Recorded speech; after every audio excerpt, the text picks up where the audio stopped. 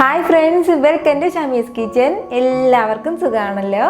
ഇന്ന് നമ്മൾ തയ്യാറാക്കുന്നത് ഒരു വെറൈറ്റി ദോശയാണ്. തക്കാളി കൊണ്ട് വളരെ ടേസ്റ്റി ആയിട്ടുള്ള നല്ലൊരു ദോശയാണ്. അപ്പോൾ ഞാൻ ഒരുപാട് ദോശയുടെ റെസിപ്പീസൊക്കെ ഇട്ടിട്ടുണ്ടായിരുന്നു. അതൊക്കെ നിങ്ങൾക്ക് ഇഷ്ടമായതുപോലെ തന്നെ ഈ ദോശ നിങ്ങൾക്ക് ഉറപ്പായിട്ടും നല്ലതുപോലെ ഇഷ്ടമാവും. എന്നാൽ ശരി, ഇതെങ്ങനെയാണ് തയ്യാറാക്കുന്നതെന്ന് നോക്കാം.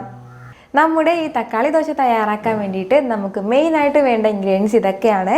ഒരു 2 മീഡിയം സൈസ് തക്കാളി എടുത്തിട്ടുണ്ട്, പിന്നെ ഒരു മീഡിയം സൈസ് സവാള എടുത്തിട്ടുണ്ട്, ഒരു 3 വറ്റൽമുളക്, 2 വെളുത്തുള്ളി, ഒരു ചെറിയ പീസ് ഇഞ്ചി. ഇത്രയുമാണ് നമുക്ക് മെയിനായിട്ട് വേണ്ടത്. പിന്നെ വേണ്ടത് ദോശ ബാറ്ററാണ്. ദോശ ബാറ്റർ ആയാലും ഇഡ്ഡലി ബാറ്റർ ആയാലും കുഴപ്പമില്ല. അരിയും ഉഴുന്നും കൂടി ചേർത്ത് അരച്ച ദോശമാവാണിത്. ഇതിപ്പോൾ ഒരു 2 കപ്പ് ദോശമാവുണ്ട്. എന്നാൽ ശരി, നമുക്ക് നമ്മുടെ തക്കാളി ദോശ തയ്യാറാക്കി തുടങ്ങാം. പാൻ ഒന്ന് ചൂടാകുമ്പോഴത്തേക്കും ഇതിലേക്ക് നമുക്ക് 1 ടീസ്പൂൺ അളവിൽ ഓയിൽ ഒഴിച്ചു കൊടുക്കാം. ഈ 1 ടീസ്പൂൺ ഓയിൽ ഒഴിച്ചു കൊടുത്തില്ല എന്നുണ്ടെങ്കിലും പ്രശ്നമില്ല, നമുക്കിത് സ്കിപ്പ് ചെയ്യാവുന്നതേ ഉള്ളൂ. ഇനി ഇതിലേക്ക് നമ്മൾ നേരത്തെ മാറ്റി വെച്ചിരുന്നത് ഓരോന്നായിട്ട് ചേർക്കാം. വെളുത്തുള്ളി, ഇഞ്ചി, വറ്റൽമുളക്, ചെറുതായിട്ട് അരിഞ്ഞ സവോള, തക്കാളി ചെറുതായിട്ട് കട്ട് ചെയ്ത് വെച്ചിരിക്കുകയാണ്. അപ്പോൾ അതുകൂടി ചേർക്കാം. നമുക്ക് വേണമെങ്കിൽ ഈ തക്കാളി എല്ലാം ഡയറക്റ്റായിട്ട് തന്നെ ഒന്ന് മിക്സിയിലിട്ട് അരച്ചെടുക്കാം. അങ്ങനെ ചെയ്യുമ്പോഴത്തേക്കും ഈ തക്കാളിയുടെയും സവാളയുടെയൊക്കെ ആ ഒരു പച്ച മണം ഉണ്ടാകും. അപ്പോൾ അത് മാറാൻ വേണ്ടിയിട്ടാണ് നമ്മളിങ്ങനെ വഴറ്റിയെടുക്കുന്നത്. നമ്മളിതിൽ പ്രത്യേകിച്ച് വെള്ളമൊന്നും ചേർക്കണ്ട. വെള്ളമൊന്നും ചേർക്കാതെ തന്നെ ഒരു 2-3 മിനിറ്റ് നല്ലതുപോലെ ഒന്ന് വഴറ്റിയെടുത്താൽ മാത്രം മതി. അത്രയും സമയം കൊണ്ട് തക്കാളിയും സവാളയും എല്ലാം നല്ലതുപോലെ വഴന്നിട്ടുണ്ടാവും. ഇപ്പോൾ നമ്മുടെ സവാളയും തക്കാളിയും എല്ലാം നല്ലതുപോലെ വഴണ്ടിട്ട് വന്നിട്ടുണ്ട്. ഈ ഒരു രീതിയിൽ നല്ലതുപോലെ ഒന്ന് കുഴഞ്ഞിട്ട് വന്നാൽ മാത്രം മതി. നമ്മളിനി ഇതിലേക്ക് എക്സ്ട്രാ വെള്ളം ഒന്നും ചേർക്കരുത്. അങ്ങനെ വേണം നമ്മൾ വഴറ്റിയെടുക്കാനായിട്ട്. ഇത് ഇത്രയും മതിയാവും. ഇനി നമുക്കിതൊരു മിക്സിയുടെ ജാറിലേക്ക് മാറ്റാം. അതിനുശേഷം നമുക്കിത് നല്ലതുപോലെ ഒന്ന് അരച്ചെടുക്കാം.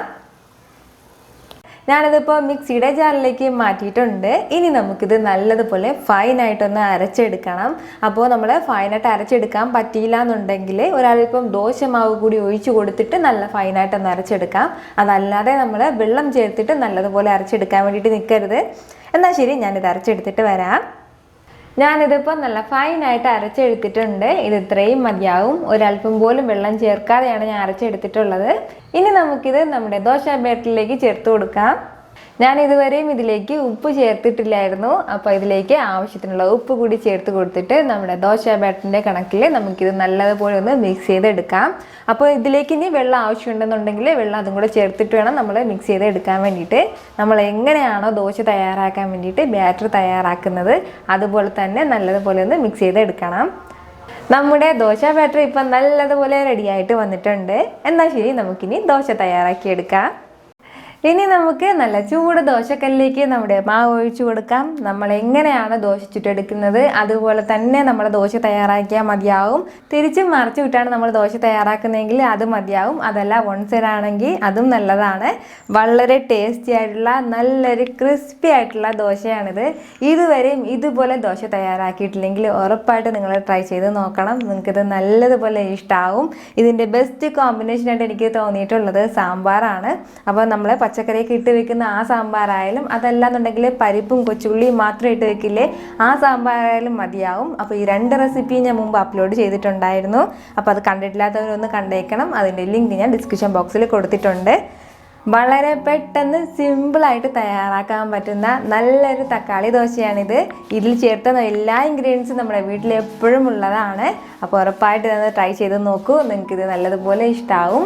ഈ വീഡിയോ നിങ്ങൾക്ക് ഇഷ്ടമായാൽ ലൈക്ക് ചെയ്യാനും ഇത് മറ്റുള്ളവർ കാണണമെന്ന് ആഗ്രഹിക്കുന്നുണ്ടെങ്കിൽ ഷെയർ ചെയ്യാനും സബ്സ്ക്രൈബ് ചെയ്യാനും മറക്കരുത്. വീണ്ടും നല്ലൊരു റെസിപ്പിയുമായിട്ട് വരുന്നവരേക്കും ബൈ ഫ്രം ഷമീസ് കിച്ചൻ.